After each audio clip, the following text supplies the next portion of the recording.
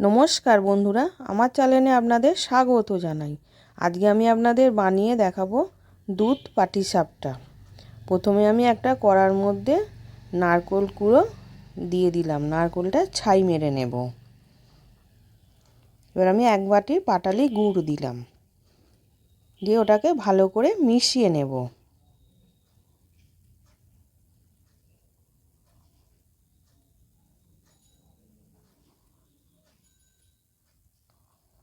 এবার ভালো করে মিশে গেছে।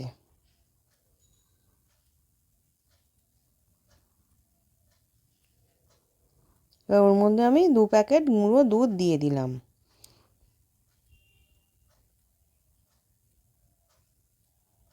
ছোটো এলাচের গুঁড়ো দিলাম, দিয়ে ওটাকে ভালো করে মিশিয়ে নেব।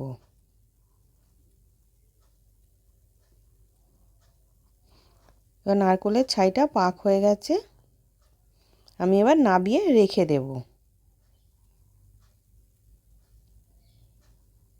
এবার আমি গোবিন্দভোগ চাল আর মুগের ডাল ভিজিয়ে রেখেছিলাম 1.5 ঘন্টা। এবার ভিজে গেছে, আমি মিক্সিং জারের মধ্যে দিয়ে পেস্ট বানিয়ে নেব।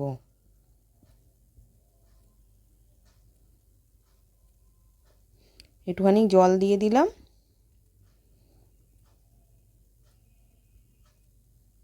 এবার পেস্ট হয়ে গেছে, আমি ঢেলে নিয়েছি।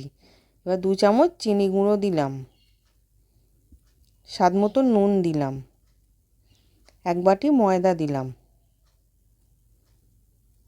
1 গ্লাস দুধ দিয়ে দিলাম, দিয়ে ওটাকে ভালো করে মিশিয়ে নেব। একটা পাতলা ব্যাটার তৈরি করব। এবার ব্যাটারটা তৈরি হয়ে গেছে। এবার আমি একটা গ্যাসের মধ্যে ননস্টিকের চাটু বসিয়েছিলাম, চাটুটার মধ্যে তেল মাখিয়ে নিচ্ছি। এবার 1 হাতা ব্যাটারটা দিয়ে দিলাম, দিয়ে আমি তেজপাতায় করে গোল করে নেব।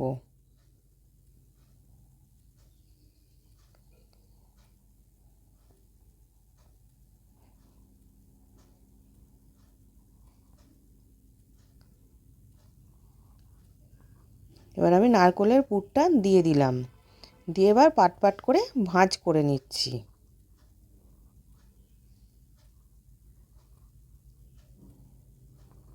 এবার তার উপর দিয়ে আমি 1 চামচ ঘি দিলাম, দিয়ে ওটাকে আমি উল্টে পাল্টে ভেজে নেব।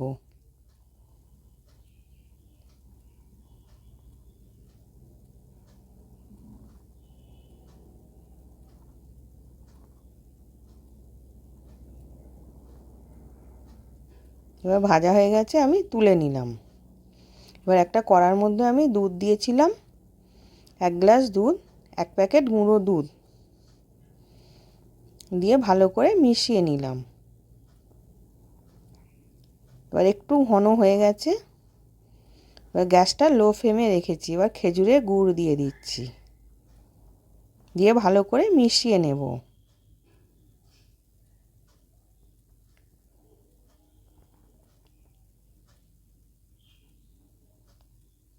এবার মেশানো হয়ে গেছে, আমি পাটিসাপটাগুলোকে আমি দিয়ে দিলাম, দিয়ে আমি ফুটিয়ে নেব।